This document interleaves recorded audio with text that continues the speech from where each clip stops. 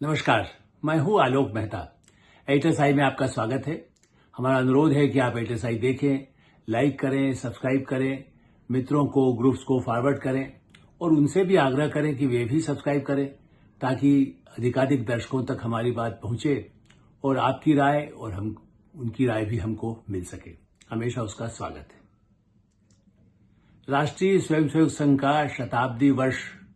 विजयादशमी से शुरू होगा, चूंकि जिस तरह से 1925 में उसकी स्थापना हुई, लेकिन उससे पहले संघ के अब तक जो मुख्यालय रहा, वैसे तो दिल्ली में भी बड़ा ही मुख्यालय की तरह ही कार्यालय हो गया है, लेकिन संघ का जो नागपुर का मुख्यालय रहा है, उसमें संघ के संस्थापक डॉक्टर हेडगेवार और गुरु गोलवलकर जी, उनके बाद जो पहले दूसरे सरसंघचालक रहे, उनकी याद करते हुए जो कार्यक्रम हुआ नागपुर में, और प्रधानमंत्री नरेंद्र मोदी प्रधानमंत्री बनने के बाद पहली बार संघ के उस मुख्यालय में अंदर गए थे, मैंने जहां पर, और डॉक्टर हेडगेवार को प्रणाम किया, गुरुजी को याद किया और सरसंघ चालक श्री मोहन भागवत निश्चित रूप से और पदाधिकारी उनके साथ वहां पर रहे। इसलिए, लेकिन उनके जाने से पहले भी ऐसा राजनीतिक और सोशल मीडिया जो अब है और राजनीतिक गलियारों में भी जो चर्चा रही कि देखिए पहली बार जा रहे हैं, अब वो हो गया है, अब वो तो पहली बात उसकी मैं पहली लाइन यही कहूंगा कि सारे जो जाले वाले यदि कहीं लगे, जबकि अब तो इमारतें सब अच्छी सफाई रहने लगी है बहुत देश भर में स्वच्छता अभियान में, लेकिन जो थोड़े बहुत जाले जो लोगों को लगे राजनीति के गलियारों में या समाज में, उन सारे जालों को प्रधानमंत्री नरेंद्र मोदी और सरसंघ चालक मोहन भागवत जी ने उन जालों को एकदम साफ कर दिया। झाड़ू ऐसी लगाई है जैसे कहते ना, दूसरों को यदि उसका कंकड़ वंकड़ लग जाए तो उनकी आंखें उनको खराब हो सकती है, जबकि वो आंखों का इलाज करने का इनाम वो कर रहे हैं। क्योंकि ऐसी स्थिति में अनावश्यक रूप से ऐसी चीज को तूल दिया गया, ऐसा मौका हो कि जब बिल्कुल ऐसे गहरे मतभेद है, जैसे कोई देश, आप विदेश के किसी प्रधानमंत्री राष्ट्रपति से मुलाकात प्रधानमंत्री नरेंद्र मोदी की हो रही हो, इस तरह से उसको चढ़ाया गया था। अब हो सकता है उसमें अंदर के लोग भी हों और कुछ ऐसी कुछ बातें भी हैं जो संघ और भारतीय जनता पार्टी के मतभेदों को लेकर के कोई लोग उठाएं, पार्टी में भी कुछ मतभेदता दिखाई दे, या नए राष्ट्रीय अध्यक्ष भारतीय जनता पार्टी का नाम अभी तय होना है, उस दृष्टि से अटकलें लगाई जाएं और लोग अपना अपना जिसको कह सकते हैं कि संघ के हिसाब से होगा, नहीं होगा, मोदी जी के हिसाब से होगा, कि मैंने उनकी इच्छा से होगा कि नहीं होगा। अब ये संगठन इतना बड़ा हो चुका है, राष्ट्रीय स्वयंसेवक संघ वैसे रजिस्टर और कोई बाकायदा ऐसा कोई फॉर्म बना करके नहीं करता, लेकिन 1 करोड़ तो संख्या अभी से उन्होंने बता रखी है, जो मैंने पहले भी शायद इसकी चर्चा की है। और ऐसे ही भारतीय जनता पार्टी जितना बड़ा विस्तार हो गया है, ऐसे में ये कहना कि इस तरह के निर्णय के लिए कोई बहुत ही शिमला टॉक्स की तरह से कोई टॉक्स होंगी, ये अटकलों का ही दौर, जमाना ही ऐसा हो गया है, इसको कह सकते हैं। जो इसको समझता हो, जिसने वो काल देखा हो जब गुरुजी थे या उसके बाद जो सरसंघ चालक रहे, भारतीय जनता पार्टी सत्ता के बाहर भी रही, भारतीय जनसंघ रही, जनसंघ के बाद भारतीय जनता पार्टी आई, जो समझता है वो संघ और भारतीय जनता पार्टी के संबंधों को भी समझ सकता है। और इसलिए कुछ ऐसे प्रेक्षक हो सकते हैं, राजनीति को समझने वाले पत्रकार हो सकते हैं, प्राध्यापक हो सकते हैं, शिक्षाविद हो सकते हैं, किसी सामाजिक क्षेत्र में काम करने वाले हो सकते हैं, जो इस तरह के भ्रम में नहीं फंसते। लेकिन हाँ, क्योंकि जितने बड़े पैमाने पर यूट्यूब है, जितने पैमाने पर चैनल्स हैं, जितने अखबार हैं, इतना विस्तार तो दुनिया के कहीं किसी मीडिया का है ही नहीं। और ऐसी दृष्टि से ये जाले झाड़ना कुछ हद तक चाहे उनके जाने से ही हुआ किसी समारोह के लिए, और वो भी क्या समारोह, माधव नेत्रालय इसका जो एक्सटेंशन करके उसमें भूमि पूजन का कार्यक्रम, उसके लिए एक जो प्रमुख कार्यक्रम रहा, जिसके लिए प्रधानमंत्री के नाते वो गए कि एक बड़ा आंखों का इलाज जो आधुनिक यंत्रों से होता है, पहले से हो रहा है, उसको और आगे उसका कैसे आधुनिकीकरण करके कितना और विस्तार हो सकता है। तो माधव गोलवलकर जी के नाम से ही यदि है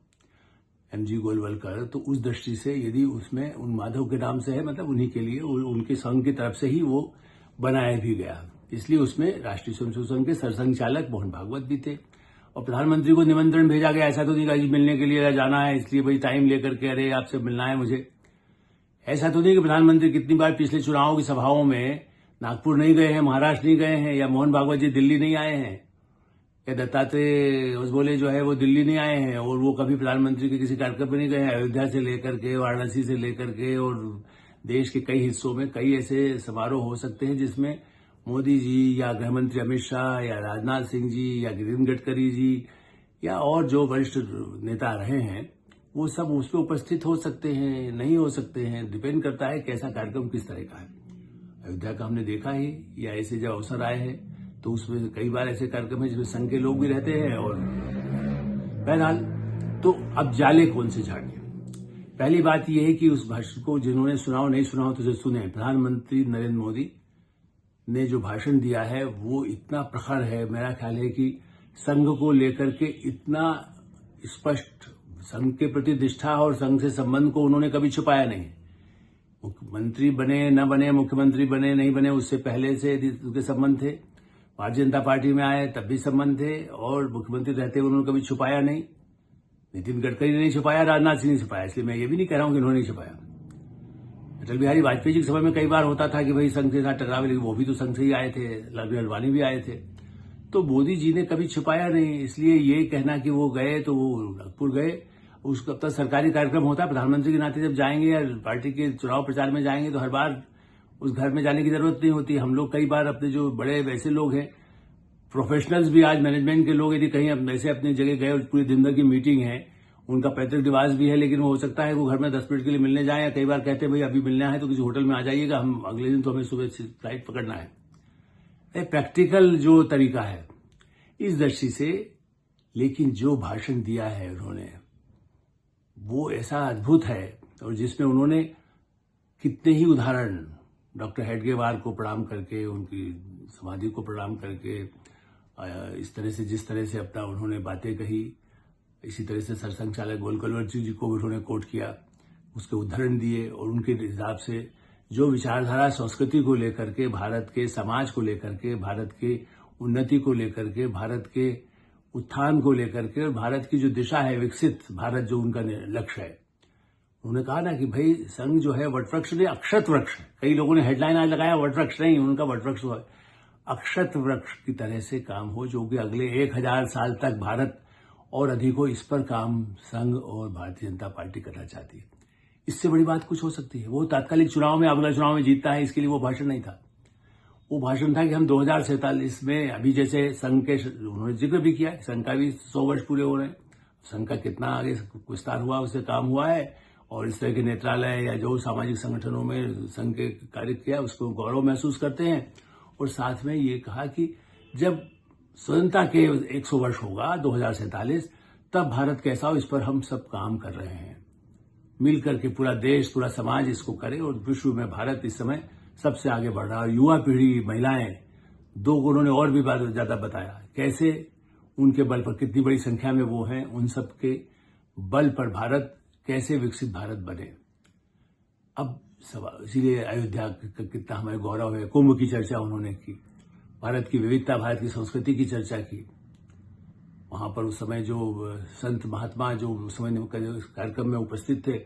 उनको भी याद दिलाया कैसे हमारी विवेकानंद की परंपरा रही है भारत की संस्कृति में। उसके बाद भी जो कह लो राजनीति की बातें नहीं की उन्होंने साथ में उस एक आध्यात्मिक बातें भी कही, सामाजिक बातें कही, सांस्कृतिक बातें कही। और इससे पहले सरसंघ चालक मोहन भागवत जी ने भी एक बड़ा ही संतुलित और संघ के विचारों को स्पष्ट किया।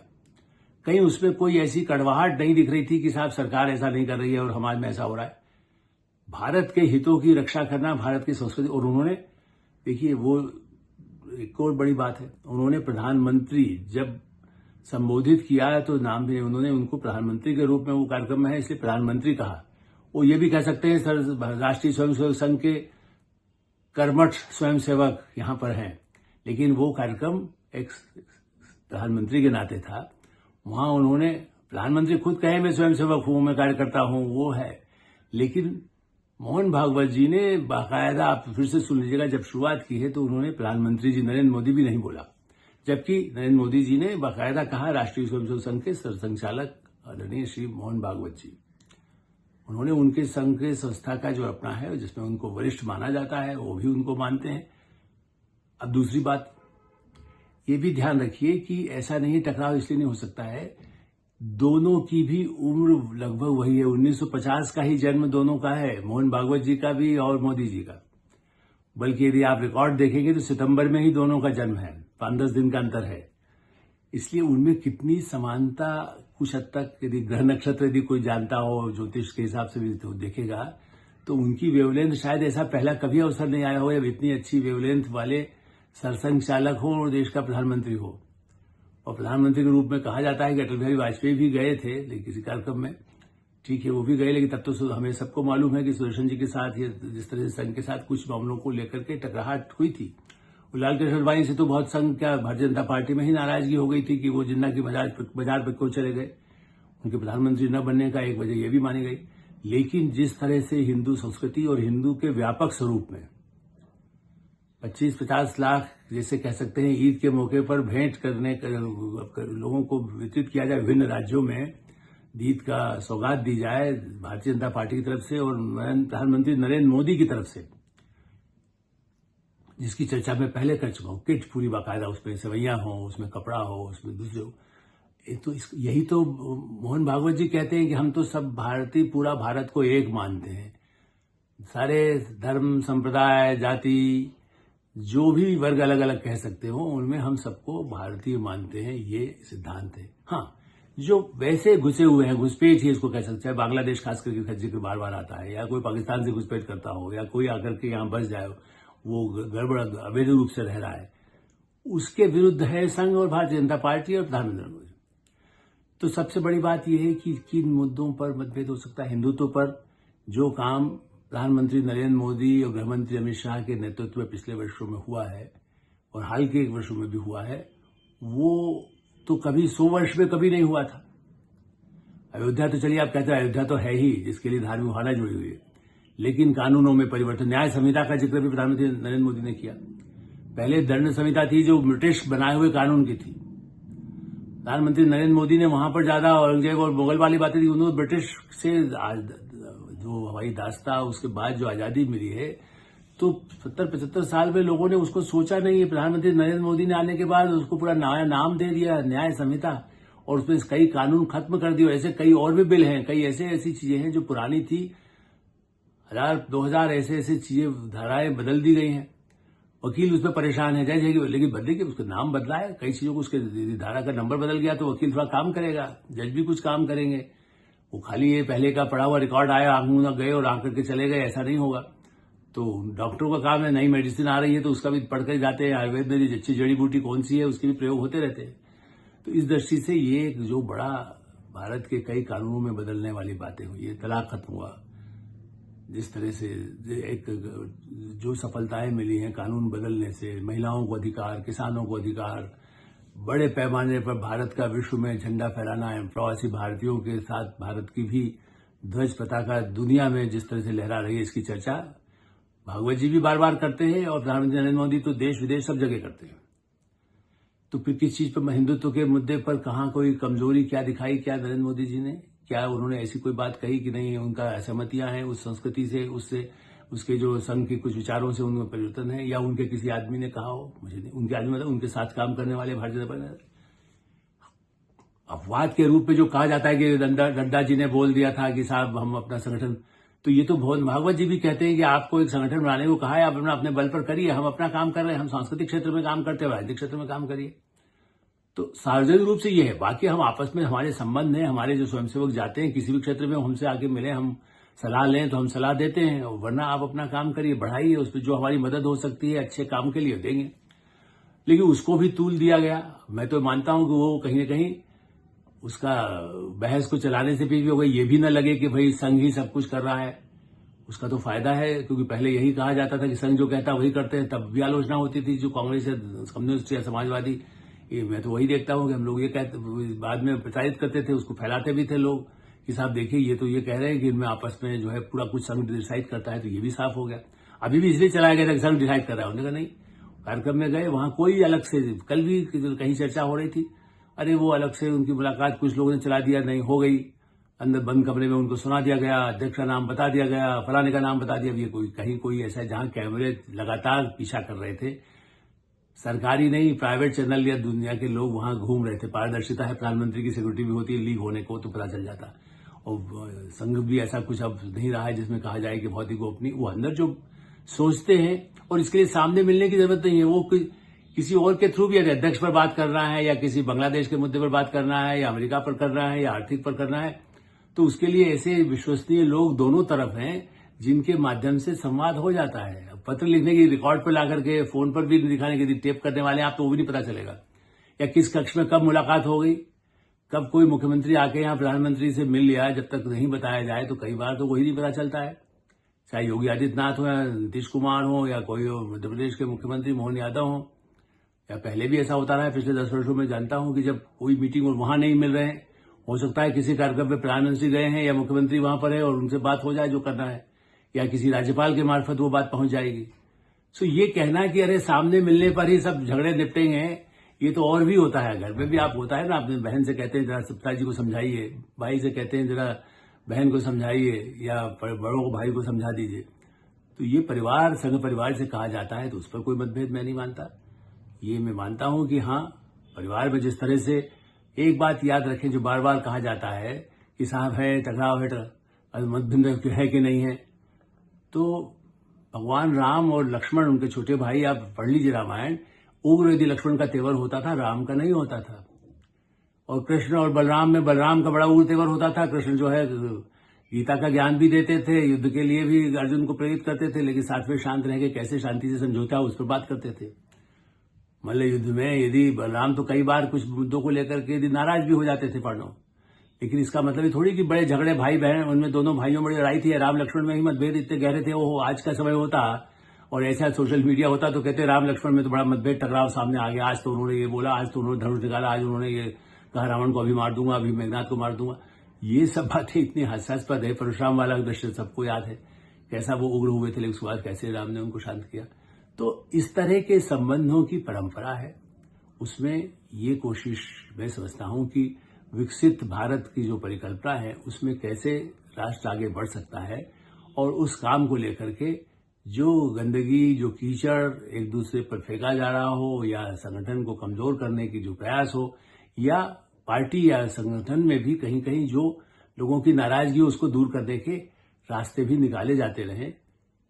इसलिए इस पर कोई मतभेद नहीं हो सकता है। अंतिम बात, डॉक्टर भीमराव अंबेडकर, मतलब देखिए, वो उनके सदन गए, वहां पर ये भी लोगों ने बड़ा चलाया मीडिया में, खास करके कि देखिए वहां मोहन भागवत जी नहीं गए, जबकि देखिए वो कार्यक्रम में प्रधानमंत्री होने के नाते अंबेडकर और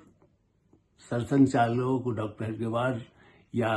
बाद में कोई संबंध ऐसे कहीं भी गड़बड़ नहीं थे। ये सब जानते हैं कि कहीं भी ऐसे मतभेद सामने नहीं आए थे कि अंबेडकर का ही कोई विरोध आजादी से पहले भी संघ के लोग कर रहे थे, बल्कि उनमें आपस में बड़ा संवाद होता रहा है। डॉक्टर मुखर्जी के बारे में जब चर्चा की जाती है तो, और उनके आप पुस्तकें पढ़ लीजिए, यदि कहीं आपके पास भी हो, हमारे पास तो है ही, जिसपे कई ऐसे उनके आपस के संवाद के अवसर आए हैं। तो अंबेडकर के यहाँ गए या वहां गए तो उसमें अंबेडकर के प्रति पढ़े थे संघ को। अंबेडकर का नाम लेकर हर जगह दिल्ली में जनपद पर इतना भव्य बना दिया गया, अंबेडकर के परिवार को जितना प्रतिष्ठित करके किया गया। अंबेडकर जी का नाम हर बार प्रधानमंत्री नरेंद्र मोदी लेते हैं, दलित वोट के लिए नहीं लेते हैं। एक संविधान को निर्माताओं में यदि डॉक्टर अंबेडकर का नाम रहा है तो उसके प्रति संघ और भारतीय जनता पार्टी तो समर्पित शुरू से रही है। लेकिन मतभेद कराना है दलित, उसको भी दलित वोट से जोड़ दीजिए, अंबेडकर को दलित से जोड़िए, तिलक को किसी नाम से जोड़िए, गांधी को जाति से जोड़िए। There is no end. आप कहीं इसका कोई अंत ही नहीं होगा जब आप हरेक को जाति के आधार पर, धर्म के आधार पर, या उसके साथ वहां गए तो वहां गए, उसके बाद वहां नहीं खड़े दिखाई दिए, यदि सरकार कार्यक्रम में उसमें गए कि नहीं गए, या वहां गए थे तो सरकार का फलाना आदमी वहां था कि नहीं था, पहला नाम किसको बोला। ये अतिशयोक्ति है जो समाज को बांटने की कोशिश जो लोग करते हैं वो करें, या जिनको गलतफहमी भी है संगठन में, भारतीय जनता पार्टी में भी, तो उसे दूर करने के कई ऐसे आधार हैं जिस पर वो बात कर सकते हैं। एडिटर साहिब हमें विराम देते हैं। आप एडिटर साहिब देखते रहें, लाइक करें, सब्सक्राइब करें, मित्रों को, ग्रुप्स को फॉरवर्ड करें,